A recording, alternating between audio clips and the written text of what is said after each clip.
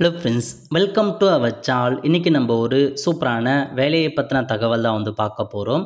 அதாவது மத்திய நெடுஞ்சாலைத்துறை இருக்குது பாருங்கள், அங்கேருந்து உங்களுக்கான வேலையை இப்போ அறிவிச்சிருக்காங்க. இப்போ இந்த வேலைக்கு யார் யாரெல்லாம் அப்ளை பண்ணலாம், இதுக்கு தேவையான எலிஜிபிலிட்டி என்ன, இதை பற்றின மொத்த இன்ஃபர்மேஷன் தான் இந்த வீடியோ பார்க்க போகிறோம்.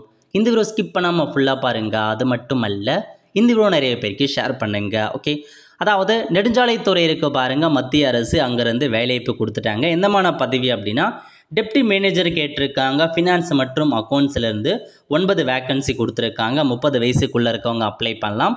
சேலரியை பொறுத்த வரைக்கும் 56,100 ரூபாய் ஸ்டார்டிங்கில் சேலரி கொடுக்குறாங்க. நெக்ஸ்ட்டு லைப்ரரி இன்ஃபர்மேஷன் அசிஸ்டன்ட் கேட்டிருக்காங்க, ஒரே ஒரு வேக்கன்சி.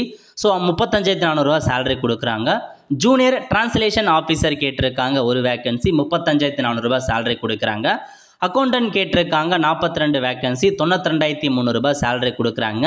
ஸ்டெனோகிராஃபர் கேட்டிருக்காங்க, 31 வேக்கன்சி, 25,500 ரூபாய் சேலரி கொடுக்குறாங்க. நல்ல ஒரு ஆப்பர்ச்சுனிட்டிங்க. குரூப் ஏ, குரூப் பி அந்த மாதிரி பதவியெலாம் அறிவிச்சிருக்காங்க. ஸோ அது அடுத்த கட்டமாக அப்படியே கீழே வந்தீங்க அப்படின்னா மற்ற இன்ஃபர்மேஷன்ஸ் பற்றி கொடுத்துருக்காங்க. ரிசர்வேஷன் என்ன அதெல்லாம் அறிவிச்சிருக்காங்க. அதுக்கப்புறம் டிஃப்ரெண்ட் டேபிள் பர்சன் யார் யாரெல்லாம் அப்ளை பண்ணலாம் அதுவும் கொடுத்துருக்காங்க.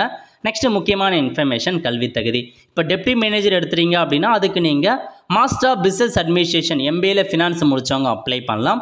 லைப்ரரி மற்றும் இன்ஃபர்மேஷன் அசிஸ்டன்ட் முடித்தவங்களுக்கு பேச்சுலர் ஆஃப் லைப்ரரி சயின்ஸ் முடிச்சிருக்கீங்க அப்படின்னா அப்ளை பண்ணிக்கோங்க. ஜூனியர் டிரான்ஸ்லேஷன் ஆஃபீஸருக்கு மாஸ்டர் டிகிரியில் பார்த்தீங்கன்னா ஹிந்தி வித் இங்கிலீஷ் முடித்தவங்க அப்ளை பண்ணலாம், அல்லது மாஸ்டர் டிகிரியில் இங்கிலீஷ் வித் ஹிந்தி முடிச்சிருக்கீங்க அப்படின்னா அப்ளை பண்ணலாங்க.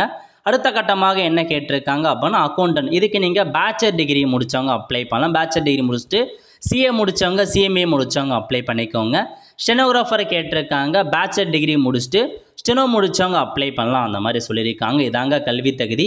செக் பண்ணி பார்த்துட்டு அப்ளை பண்ணுறவங்க அப்ளை பண்ணிக்கோங்க. ஏஜ் ரிலாக்ஸேஷனை பொறுத்த வரைக்கும் எஸ்சி/எஸ்டி அதிகபட்சமாக 5 வருஷம் அப்ளை பண்ணலாம். ஓபிசி 3 வருஷம் எக்ஸ்ட்ராவாக அப்ளை பண்ணலாம். இந்த வேலைக்கு அப்ளை பண்ணுறதுக்கான ஃபீஸை பொறுத்த வரைக்கும் அன்ரிசர்வ்ட் கேட்டகரி ஓபிசிக்கு பார்த்தா 500 ரூபாய் ஃபீஸ் பேமெண்ட் பண்ணுற மாரி இருக்கும். எஸ்சி/எஸ்டி பிடபிள்யூ கேட்டகரிக்கு ஃபீஸ் பேமெண்ட் பண்ண தேவையில்ல, ஃப்ரீயாகவே அப்ளை பண்ணிக்கலாங்க. அதுக்கப்புறம் எப்படி அப்ளை பண்ணுறது அதுக்கான இன்ஸ்ட்ரக்ஷன்ஸ் கொடுத்துருக்காங்க. எக்ஸாம் ப்ராசஸை பொறுத்த வரைக்கும் உங்களுக்கு 2 எக்ஸாமினேஷன் இருக்கும் அப்படின்னு சொல்லியிருக்காங்க. CBT 1, அதுக்கப்புறம் CBT 2, அதுக்கப்புறம் இன்டர்வியூ இருக்கும் அப்படின்னு சொல்லியிருக்காங்க.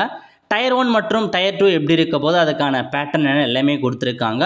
ஒவ்வொரு போஸ்ட்டுக்கும் எக்ஸாம் பேட்டர்ன் மென்ஷன் பண்ணியிருக்காங்க. செக் பண்ணி பார்த்துட்டு அப்ளை பண்ணிக்கோங்க. எக்ஸாம் பொறுத்த வரைக்கும் தமிழகத்தில் சென்னையில் மட்டும்தாங்க எக்ஸாமினேஷன் வைக்கிறாங்க. ஸோ இதான் இந்த ஜாப்க்கான மொத்த இன்ஃபர்மேஷன். அப்ளை பண்ணுறவங்க செக் பண்ணி பார்த்துட்டு தாராளமாக அப்ளை பண்ணிக்கோங்க. லிங்க் எல்லாமே நான் டிஸ்கிரிப்ஷன் கொடுத்துட்றேன்.